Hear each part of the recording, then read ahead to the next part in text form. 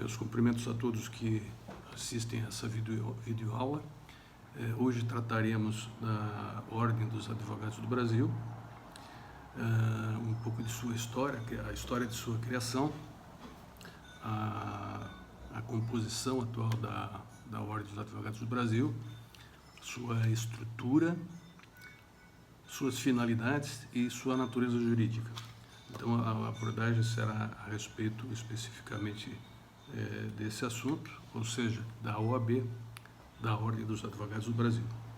Pois bem, a Ordem teve sua criação prevista em 1843 pelo Instituto dos Advogados do Brasil, mas somente 87 anos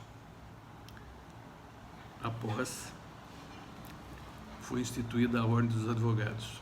O ato decorreu do decreto número 19.408, de 18 de novembro de 1930, da lavra do então chefe executivo nacional, Getúlio Vargas, que havia sido elevado ao poder pela recente, à época, Revolução de 1930, desencadeada um mês antes, em 3 de outubro daquele mesmo ano.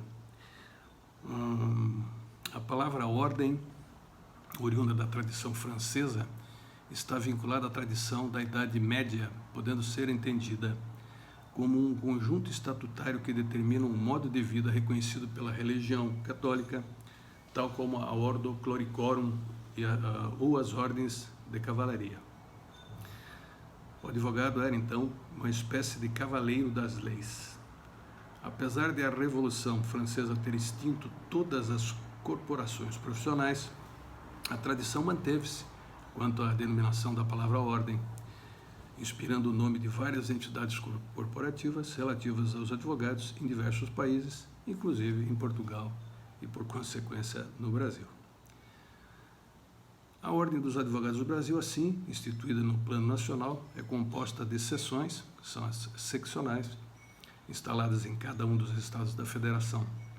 Foi, pela legislação antiga, uma autarquia federal de caráter corporativista, tal como o Conselho Federal de Engenharia e Agronomia, o CONFEA, e o Conselho Federal de Medicina, o CFM. Hoje, segundo a jurisprudência do Supremo Tribunal Federal, através da ADI 3026, passou a ser serviço público independente, sem vinculação ao Poder Federal. Por isso, não se submete ao Tribunal de Contas, goza de imunidade tributária, tem fins lucrativos, é autônoma, independente, seus funcionários são contratados pelo regime da CLT. Ainda em continuação à história da fundação da Ordem, né? Podemos vinculá-la antes ao Instituto dos Advogados. Então, com base na Associação dos Advogados de Lisboa, aprovada por portaria de 23 de março de 1838, foi fundado o Instituto dos Advogados do Brasil, IAB, em 1843. Estava prevista também a criação da Ordem dos Advogados do Brasil, o que não ocorreu à época, mas somente em 1930, como antes já havia mencionado, simbolizando as etapas evolutivas da advocacia brasileira, consagradas pelo atual Estatuto da Advocacia, a Lei número 8.906, de 4 de julho de 1994. Então, a fundação da Ordem, então, como já dito, né, viria a ser criada apenas em 18 de novembro de 1930, pelo já referido decreto presidencial número 19.408, pouco depois da Revolução de 30, para representar os interesses dos, então, à época, referidos como doutores. Decreto 19.408, de 18 de novembro de 1930, no seu artigo assim dispunha, abre aspas, fica criada a Ordem dos Advogados Brasileiros, órgão de disciplina e seleção da classe dos advogados, que se regerá pelos estatutos que forem votados pelo Instituto da Ordem dos Advogados Brasileiros, com a colaboração dos institutos dos estados e aprovados pelo governo. Com a criação da OAB, iniciou-se no Brasil a regulamentação profissional do advogado, com exigência de formação universitária. Hoje exige-se para obtenção de licença para advogar a aprovação do bacharel em Direito ou de bacharel em Direito, não é? E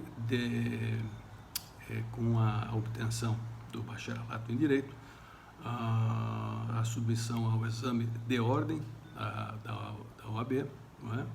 Além de outros requisitos relacionados no artigo 8º da Lei 8.906/94, o designado Estatuto da Advocacia e da OAB. Também, não é, com a edição do Decreto-Lei número 4.563, de 11 de agosto de 1942, as seções da OAB puderam instituir suas respectivas caixas de assistência aos advogados, através de suas assembleias gerais, devendo passar pela aprovação do Conselho Federal da entidade. O objetivo foi o de promover serviços de assistência e seguridade aos profissionais inscritos nos conselhos seccionais da OAB. Tais caixas, que hoje têm personalidade jurídica próprias reconhecidas pelo Estatuto da Advocacia, tornaram-se expressivas instituições no decorrer da história. Diferentemente dos demais órgãos pertencentes à OAB, as caixas de assistência não gozam de imunidade tributária.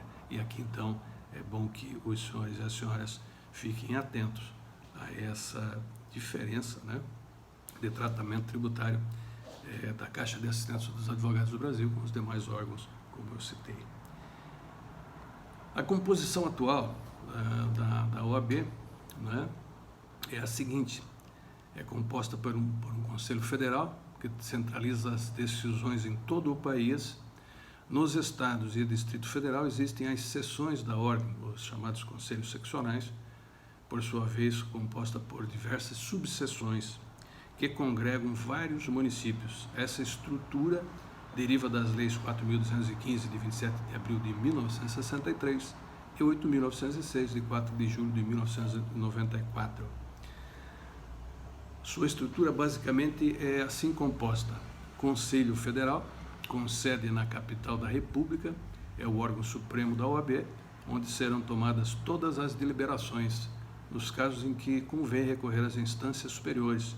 Sua primeira sessão preparatória foi realizada em 6 de março de 1933. Os conselhos seccionais, por sua vez, sediados nos estados, exercem e observam nos seus respectivos territórios as competências, vedações e funções atribuídas ao Conselho Federal. Já as subseções, que são órgãos regionais da OAB, compete dar cumprimento efetivo às finalidades da OAB no âmbito de seu território.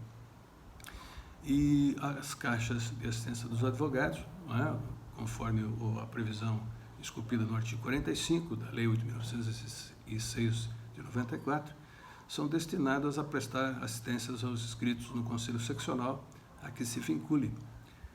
As caixas de assistência dos advogados são entidades vinculadas às seções da Ordem dos Advogados do Brasil e a essas se equiparam, inclusive possuindo personalidade jurídica própria. E poderíamos então agora, não é, nos questionarmos quais as finalidades da OAB. Bom, para responder a esse questionamento, nós vamos então nos reportar ao artigo 44, no inciso 1º, do Estatuto da Advocacia e da OAB, a Lei 8.906/94, não é? E que assegura que a OAB tem por finalidade a defesa da Constituição, da ordem jurídica do Estado Democrático de Direito, dos direitos humanos, da justiça social e pugnar pela boa aplicação das leis, pela rápida administração da justiça e pelo aperfeiçoamento da cultura e das instituições jurídicas e demais instituições republicanas. E, uma vez, então, verificadas as finalidades, resta-nos ainda aqui, né, fazermos referência à natureza jurídica da OAB.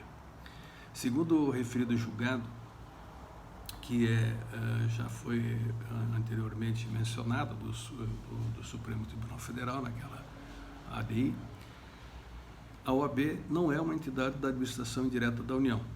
A Ordem é entidade sui generis, trata-se de um serviço público independente de categoria ímpar no elenco das personalidades jurídicas existentes no direito brasileiro. Bom, pessoal, com essas rápidas mensurações iniciais e preliminares com relação à Ordem dos Advogados do Brasil, não é? Que se fazem necessários para a compreensão do estudioso e dos estudantes e dos operadores do direito, devo aqui deixar então registrado que existem algumas peculiaridades que devem ser atentadas pelos senhores e pelas senhoras quanto ao próprio significado, né, da Ordem dos Advogados do Brasil, não é?